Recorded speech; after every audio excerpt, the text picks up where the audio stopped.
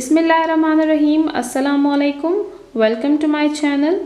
आज के वीडियो में हम अफाक्सन सीरीज़ ग्रेड 3 इंग्लिश बुक का यूनिट नंबर 6 पढ़ेंगे। Unit number 6, our duty to our environment, हमारे माहौल की तरफ हमारा फ़र्ज़। यूनिट नंबर 6 पर हम ऑलरेडी 2 वीडियोज़ बना चुके हैं। फर्स्ट वीडियो में हमने यूनिट की टेक्स्ट की रीडिंग, उसकी translation, pre reading questions, while reading questions और पोस्ट रीडिंग क्वेश्चंस को कवर किया था। सेकेंड वीडियो में हमने ओरल कम्युनिकेशन और रीडिंग एंड क्रिटिकल थिंकिंग के टॉपिक्स को कवर किया था। आज की वीडियो हम स्टार्ट करेंगे एस्पेक्ट्स ऑफ लैंग्वेज के टॉपिक से। एस्पेक्ट्स ऑफ लैंग्वेज के पोर्शन में हमारे पास फर्स्ट टॉपिक है वोकैबुलरी।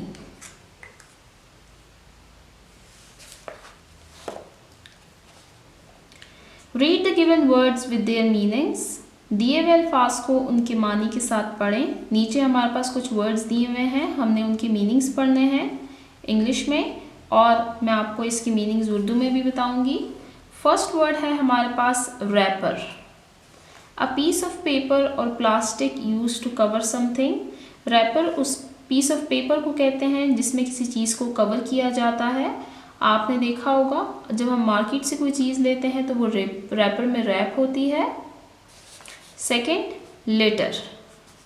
Waste, mess. वेस्ट कहते हैं फजला, मेस गंद। Third, environment, surroundings. सराउंडिंग्स कहते हैं इर्द गिर्द, इन्वायरमेंट माहौल, हमारा इर्द गिर्द। Next, sniff. To smell something with the nose, नाक से किसी चीज़ का सूंघना।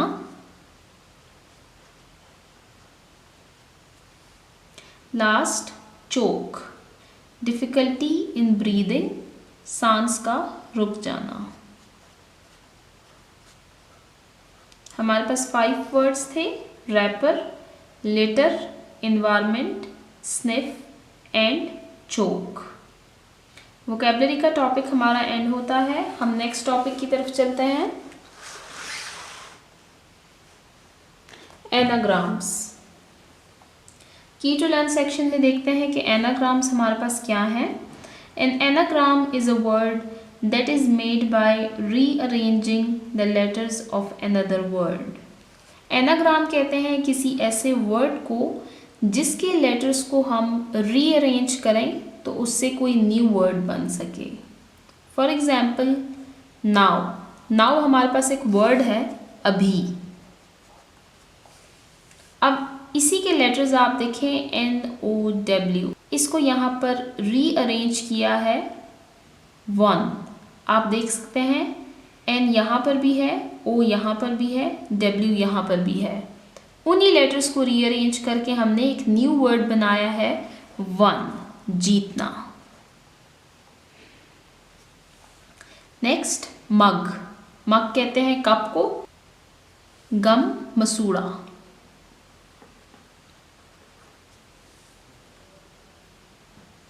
नेक्स्ट वर्ड है 10। 10 10, नेट जाल। नेक्स्ट, बियर भालू, बेयर बमुश्किल। यहाँ पर आपने देखा कि हमारे पास जो दिया हुआ वर्ड है उसी के लेटर्स को हमने रीअरेंज करके न्यू वर्ड्स बनाए हैं। इसको कहते हैं एनाग्राम। अब नीचे हमारे पास एक्टिविटी दी हुई है, कुछ वर्ड्स हैं जिनसे हमें न्यू वर्ड्स बनाने हैं, एनाग्राम्स बनाने हैं। Make anagrams from the given words. Saw, saw देखना। वॉज, वॉज हमारे पास बी की पास्ट फॉर्म है। Next, care. रेस, केयर हिफाजत करना, ख्याल रखना। रेस कहते हैं रेस लगाने को। नेक्स्ट है बेक। बेक कुकिंग में आता है, माइक्रोवेव में जो कुकिंग होती है उसको बेकिंग कहते हैं। हमारे पास इसका एनाग्राम बनेगा बीक, चोंच। लास्ट है हमारे पास नैप, इसका एनाग्राम हमारे पास बनेगा पैन, कढ़ाई।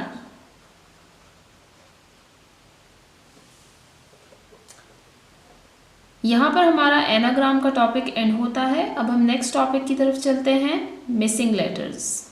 Right the missing letters of the given words. नीचे हमारे पास कुछ वर्ड्स दिए हुए हैं जिनमें लेटर मिसिंग है, हमने उन लेटर्स को फिल करना है।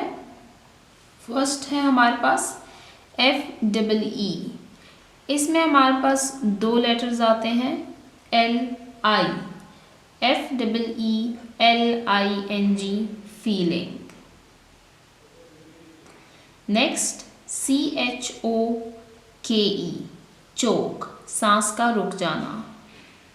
नेक्स्ट THROAT, थ्रोट, गला। नेक्स्ट LITTER, लिटर, गंदा करना। नेक्स्ट POCKET, पॉकेट, जेब। लास्ट WRAPPER,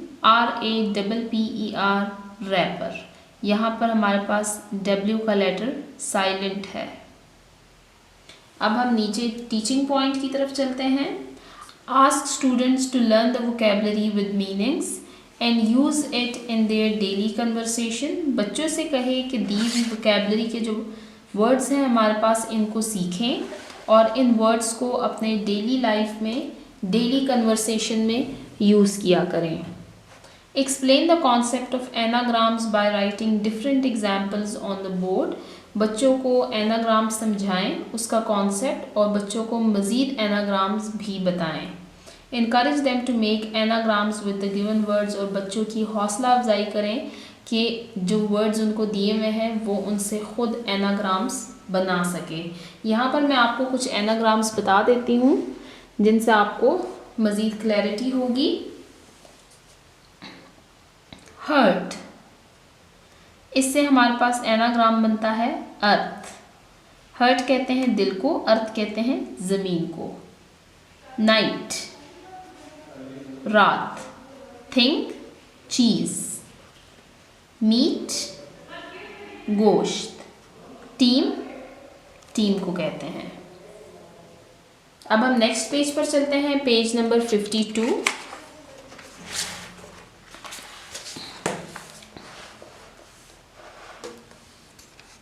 पेज नंबर 52 पर फर्स्ट टॉपिक है हमारे पास ग्रामर का। Grammar, gender nouns. जेंडर कहते हैं जिन्स को, नाउन कहते हैं इसम को। Read the given gender nouns, दिए हुए जेंडर नाउन्स को पढ़ें। हम की टू लर्न सेक्शन में देखते हैं कि जेंडर नाउन्स हमारे पास क्या हैं। A noun that names a male belongs to masculine gender, ऐसा नेम जो कि किसी मेल का हो, किसी मुज़क्कर का हो, किसी मर्द का हो, उसको हम कहते हैं masculine gender. A noun that names a female belongs to feminine gender, ऐसा नाउन जिसमें किसी फीमेल का जिक्र किया गया हो, मोनस का या किसी औरत का, उसको कहते हैं feminine gender. Neuter gender refers to noun that names non living things, और न्यूटर जेंडर उन अल्फाज को कहते हैं जिसमें नाम हो किसी गैर जानदार चीज़ का। नॉन लिविंग, गैर जानदार। वो नाउन जिसमें किसी मेल को मुखातिब किया जाए उनको हम कहते हैं मैस्कुलिन जेंडर। ऐसा नाउन जिसमें किसी फीमेल को मुखातिब किया जाए उनको हम कहते हैं फेमिनिन जेंडर। और ऐसा नाउन जिसमें किसी नॉन लिविंग थिंग का जिक्र किया जाए उनको हम कहते हैं न्यूटर जेंडर। अब हम यहाँ पर देखते हैं कि मैस्कुलिन में हमारे पास क्या कुछ आया है, फेमिनिन में, और न्यूटर में क्या आया है। मैस्कुलिन मैन, मर्द। Feminine women, man women. Masculine brother, भाई। फेमिनिन इसका है सिस्टर, बहन। Sir, sir, madam, madam. Masculine, feminine. King, बादशाह। क्वीन मलिका। न्यूटर देखते हैं, पेपर, बैग, ग्लास, चेयर। ये हमारे पास न्यूटर है। आप देख सकते हैं कि ये सब नॉन लिविंग थिंग्स हैं, जबकि ये फेमिनिन और ये हमारे पास मैस्कुलिन आए हैं। इसको हम उर्दू में मुज़क्कर मोनस कहते हैं।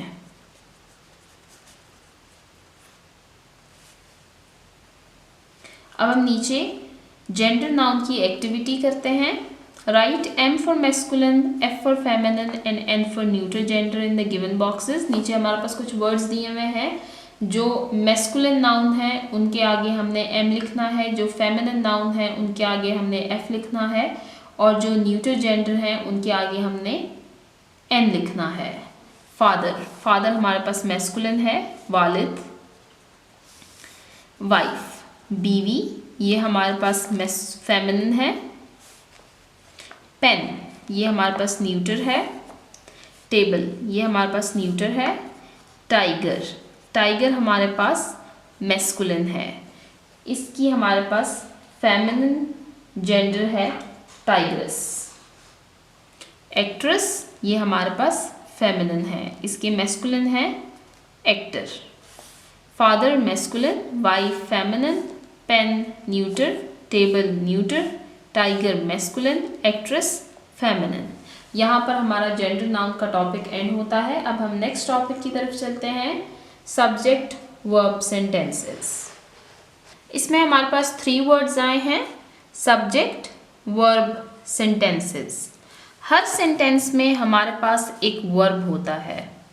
वर्ब कहते हैं एक्शन वर्ड को, जिसमें किसी काम के करने को जाहिर किया जाता है।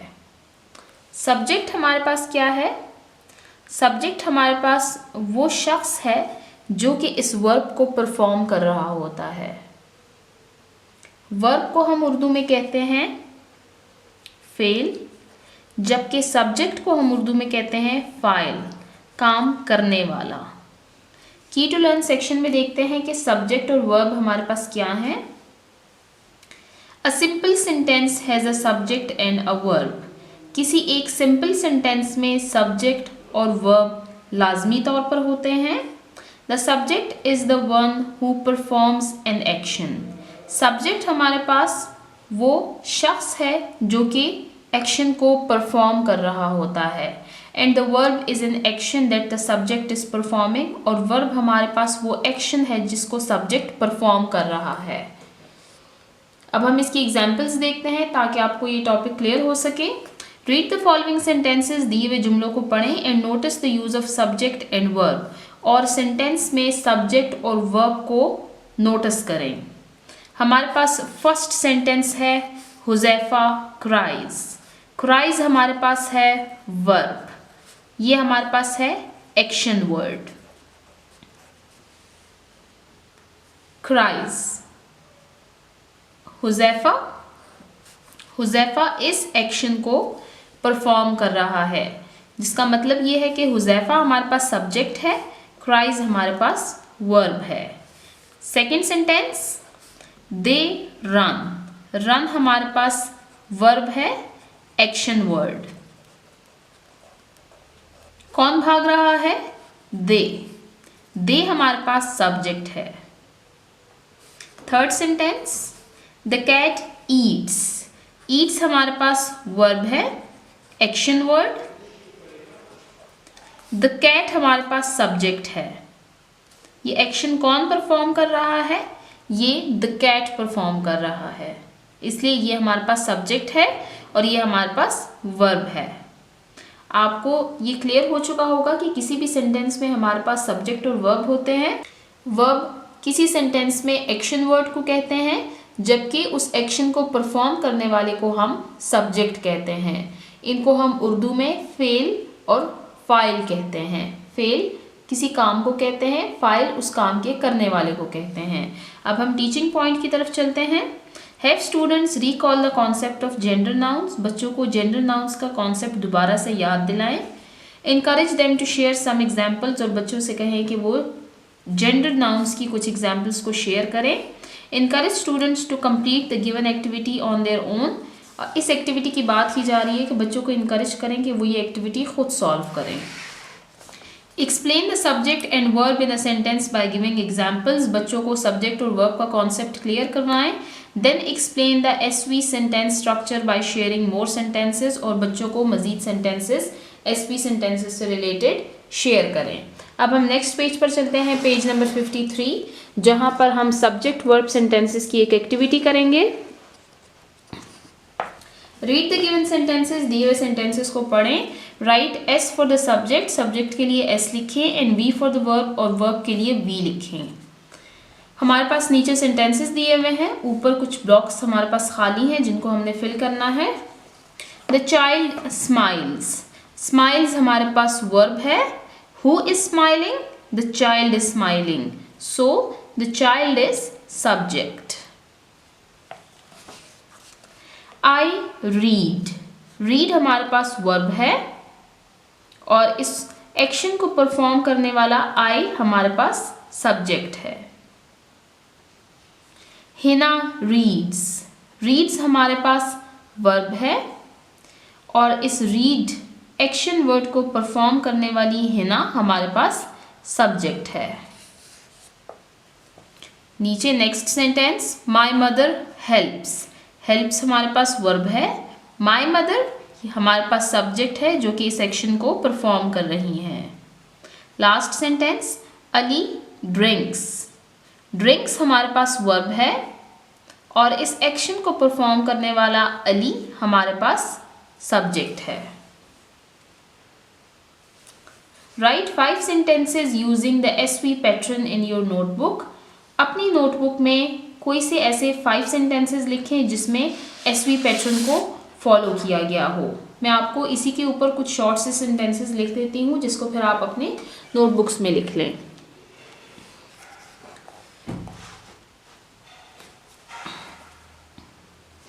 आई प्ले, इसमें आई सब्जेक्ट है, प्ले हमारे पास वर्ब है। सेकेंड, डॉग्स बार्क, बार्किंग हमारे पास वर्ब है, डॉग्स हमारे पास सब्जेक्ट है। Third, the rain falls, falls हमारे पास वर्ब है, द रेन हमारे पास सब्जेक्ट है।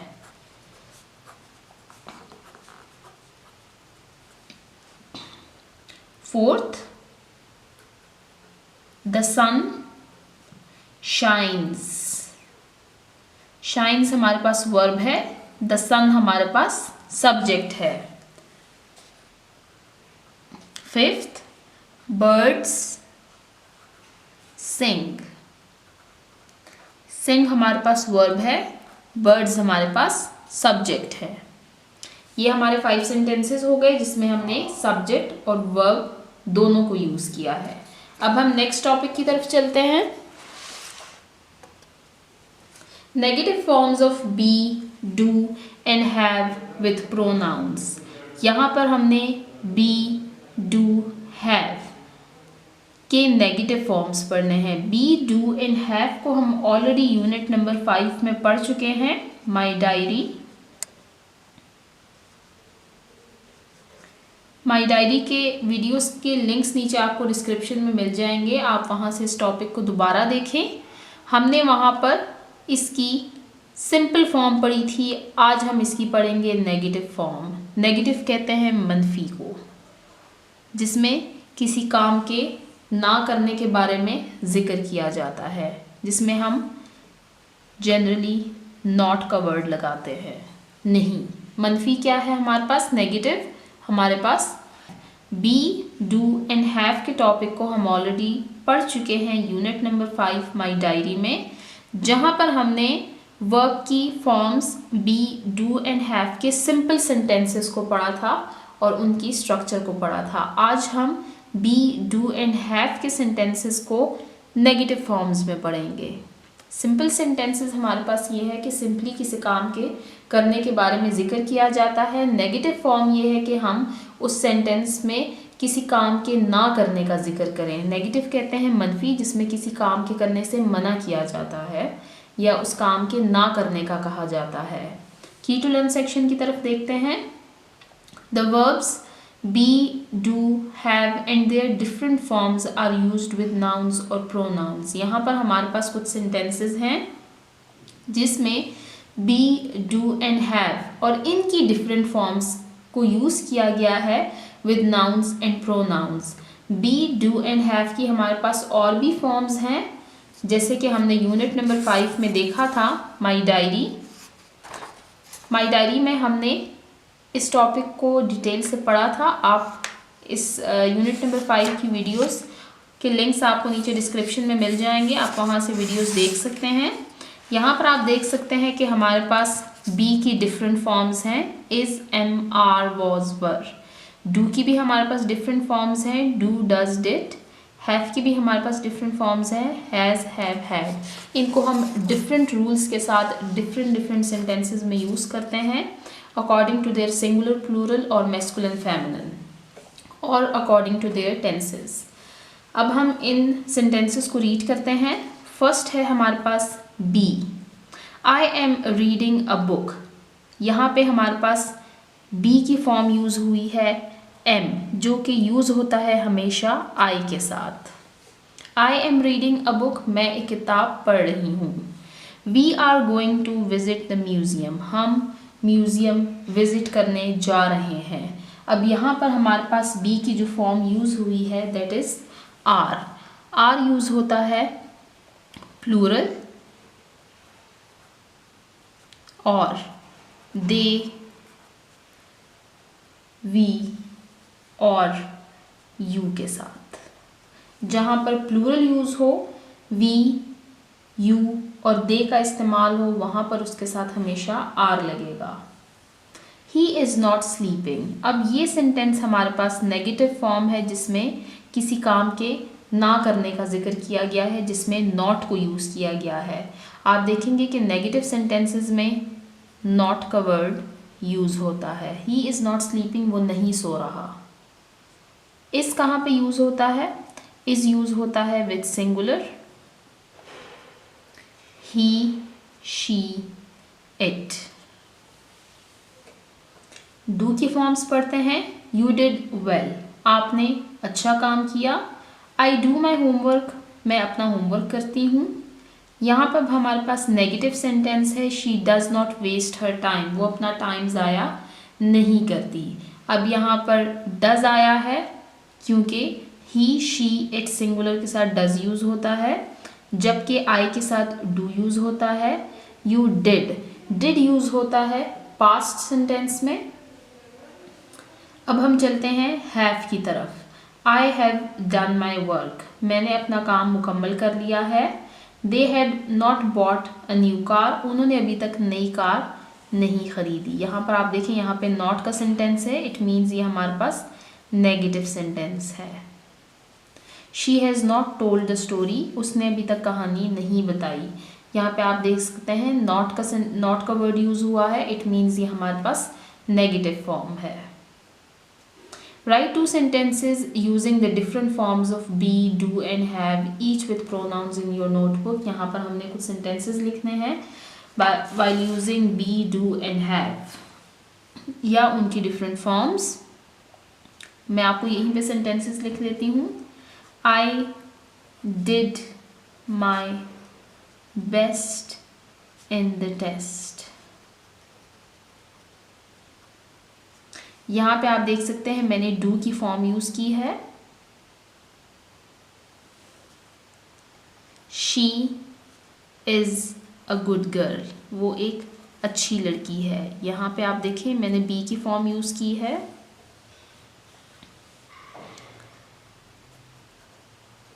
They are playing, वो खेल रहे हैं। यहाँ पर भी हमने be की फॉर्म यूज़ की है।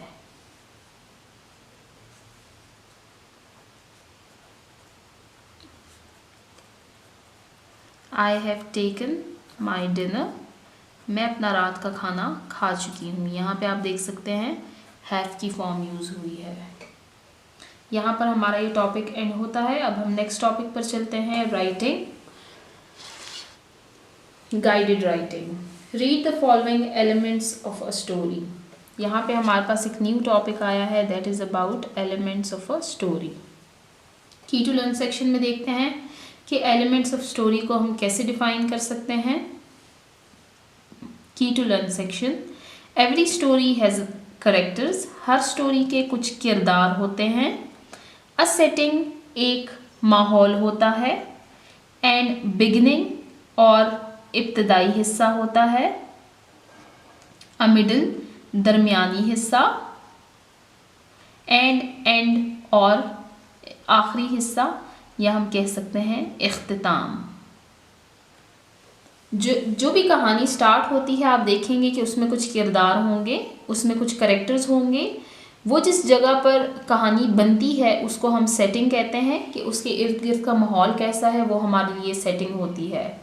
इसके अलावा हमारे पास कहानी के 3 मेन एलिमेंट्स हैं, that is the beginning part, the middle part and the end part. कोई कहानी किसी पॉइंट से स्टार्ट होती है, फिर वो दरमियानी हिस्से तक जाके पहुंचती है जहां पर उसका क्लाइमेक्स आता है, और एंड पे उस क्लाइमेक्स को हम सॉल्व कर लेते हैं। इसकी मैं आपको बेसिक सी एग्जांपल देती हूँ जो हम बिल्कुल स्टार्ट से पढ़ते हुए आते हैं। थर्स्टी क्रो एक स्टोरी है हमारे पास, जिसमें एक क्रो जो है वो थर्स्टी है। यहाँ पे हमारे पास कहानी स्टार्ट होती है। क्लाइमेक्स कब आता है? जब उसको पानी तो मिल जाता है लेकिन वो उस पानी को पी नहीं पाता, और फिर उस इशू को कैसे सॉल्व करते हैं कि वो उसमें पेबल्स डाल देता है जिससे पानी ऊपर आ जाता है। ये हमारे पास है एंड, जहाँ पे उस इशू को हम सॉल्व कर लेते हैं। आप हर स्टोरी को जब पढ़ रहे होते हैं तो इन तीनों एलिमेंट्स को अपने माइंड में रखा करें, और आप देखेंगे कि हर स्टोरी में एक बिगिनिंग पार्ट, एक मिडिल पार्ट और एक एंड पार्ट होता है, जिसमें इंट्रो होता है, फिर कोई इशू निकलता है जिसको हम क्लाइमेक्स कहते हैं, और फिर एंड में वो इशू हमारे पास रिजॉल्व हो जाता है। यहाँ से रीड करते हैं करेक्टर्स, किरदार। People and animals in the story, किसी कहानी में मौजूद लोग या जानवर। नीचे टीचिंग पॉइंट पढ़ते हैं।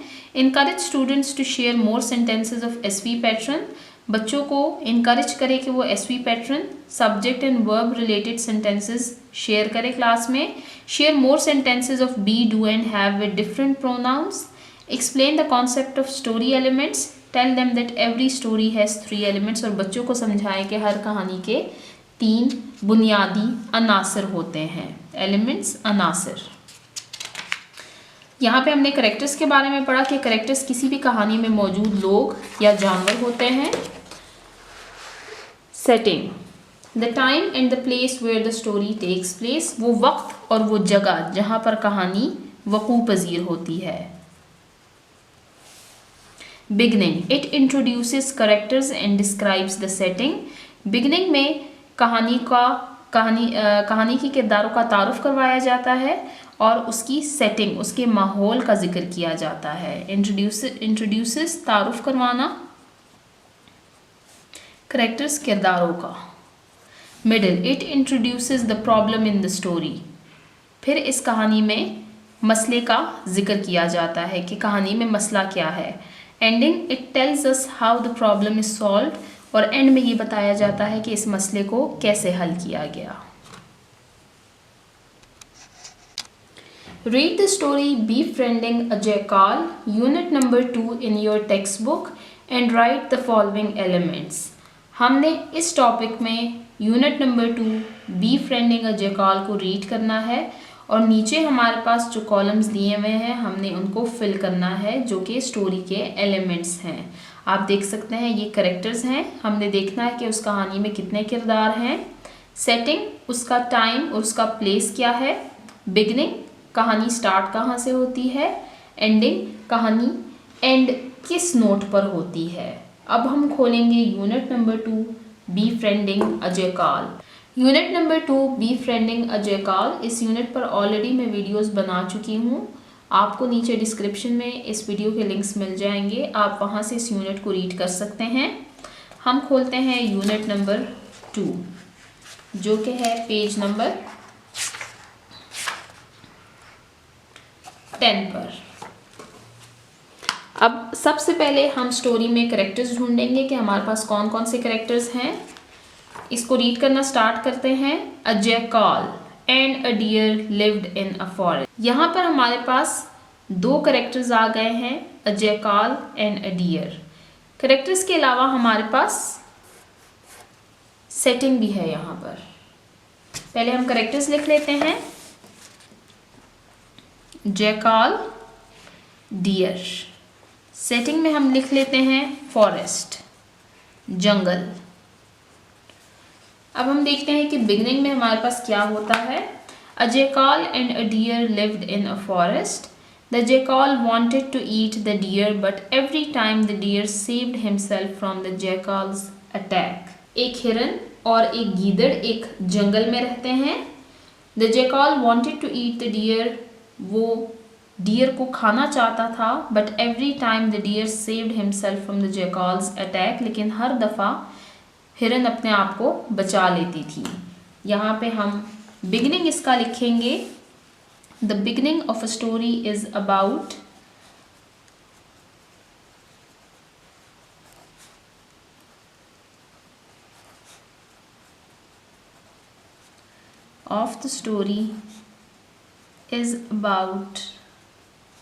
a jackal and a deer living in a forest। कहानी स्टार्ट होती है एक जैकाल और एक डियर के बारे में जो कि एक जंगल में रहते हैं। इसके अलावा हम पहले करेक्टर्स कंप्लीट करते हैं। जैसे कि आपने देखा कि हमारे पास जैकाल है, डियर है। इसके अलावा अगर आप ये स्टोरी रीड करेंगे तो आपको आइडिया होगा कि यहाँ पर हमारे पास एक क्रो है।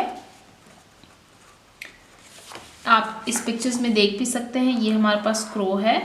और इसके अलावा हमारे पास एक फार्मर भी है इसमें, उस फील्ड का फार्मर जहाँ पर जैकाल डियर को लेकर जाता है। सेटिंग में हमारे पास फॉरेस्ट आता है। इसके अलावा हम इसमें ग्रीन फील्ड भी लिख सकते हैं,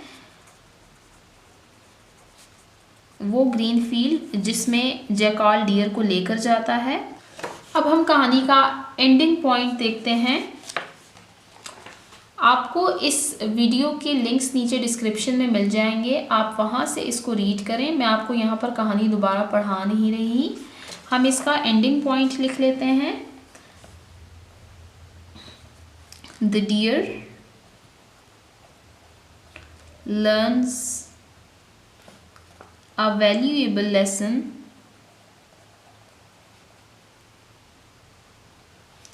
about making friends without knowing them and apologizes to the crow for not believing him।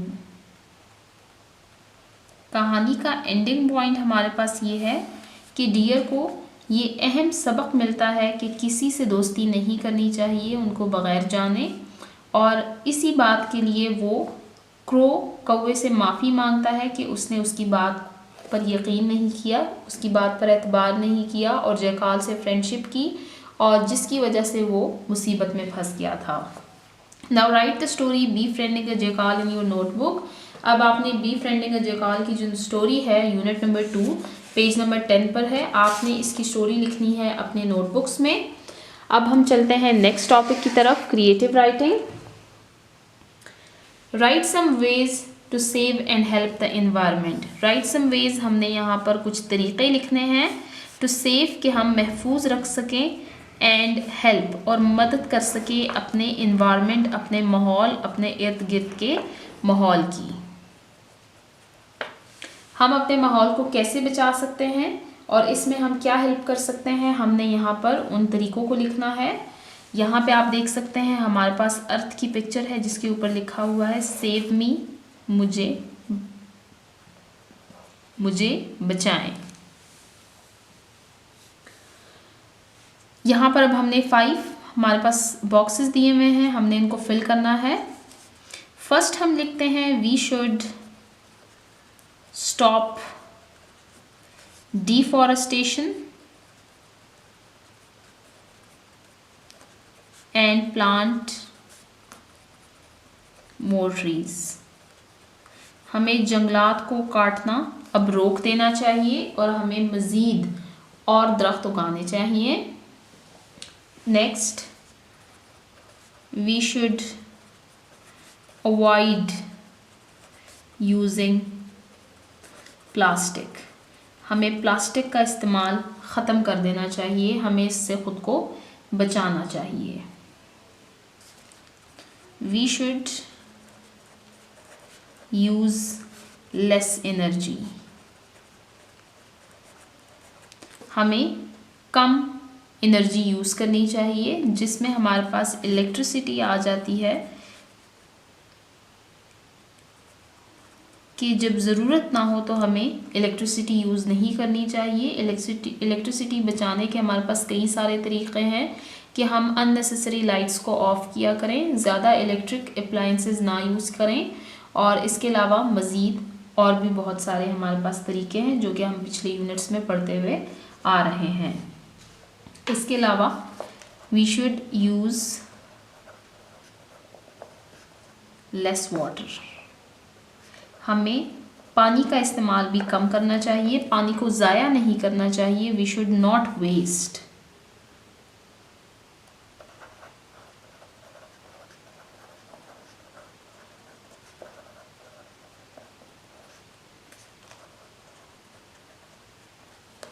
हमें पानी का इस्तेमाल कम करना भी चाहिए और उसको वेस्ट भी नहीं करना चाहिए। जब ज़रूरत हो तब हम उसको यूज़ करें, जब ज़रूरत ना हो हमें चाहिए कि हम गैर ज़रूरी तौर पर पानी का इस्तेमाल ना किया करें।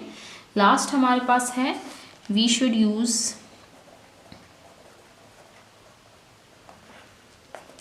Solar energy,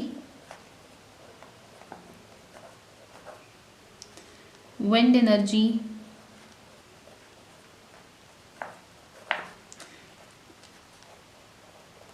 geothermal energy. यहाँ पर हमने 5 वेज पढ़े हैं to save and help the environment. First point, we should stop deforestation and plant more trees. Second, we should avoid using plastic. Third point, we should use less energy. इसके अलावा मैंने आपको बताया कि हम बिजली को कैसे बचा सकते हैं। हम अपने घरों में अननेसेसरी लाइट्स यूज़ ना करके और कम इलेक्ट्रिक अप्लायंसेस यूज़ करें, और हमें चाहिए कि हम इसके मुतबादिल तरीके इस्तेमाल करें, जैसे कि solar energy, wind energy, geothermal energy और हाइड्रो पावर। फिफ्थ पॉइंट है हमारे पास we should use less water और we should not waste water. जब हमें मालूम हो कि बारिश होने वाली है तो हमें चाहिए कि हम गैर ज़रूरी तौर पर अपने पौधों को पानी ना दें। इसके अलावा हमें चाहिए कि हम अपनी गाड़ियों को धोते हुए बकेट का यूज़ करें, ना कि पाइप्स का यूज़ करें, और बाकी नहाते वक्त, ब्रश करते वक्त भी हमें चाहिए कि हम पानी कम वेस्ट करें। टीचिंग पॉइंट की तरफ चलते हैं। Have students understand and fill in the elements of a story. बच्चों को एलिमेंट्स ऑफ स्टोरी समझाएं और उनको कहें कि ये इन पॉइंट्स को खुद फिल करें। Help them if need be, अगर उनको ज़रूरत हो तो उनकी हेल्प करें। Ask them to revise their written story for correct spelling, punctuation and grammar. और यहाँ पर हमारे पास एक टॉपिक था बी फ्रेंडलिंग एंड जेकॉल को हमने रीराइट करना है इन अवर नोटबुक्स, तो उसको करेक्ट स्पेलिंग, पंचुएशन और ग्रामर के साथ दोबारा लिखना है। यहाँ पर हमारा unit number 6 our duty to our environment ख़त्म होता है। जिन बच्चों ने अभी तक मेरे चैनल को सब्सक्राइब नहीं किया, काइंडली मेरे चैनल को सब्सक्राइब करें ताकि हर आने वाली वीडियो आपको टाइमली मिल सके। Thank you.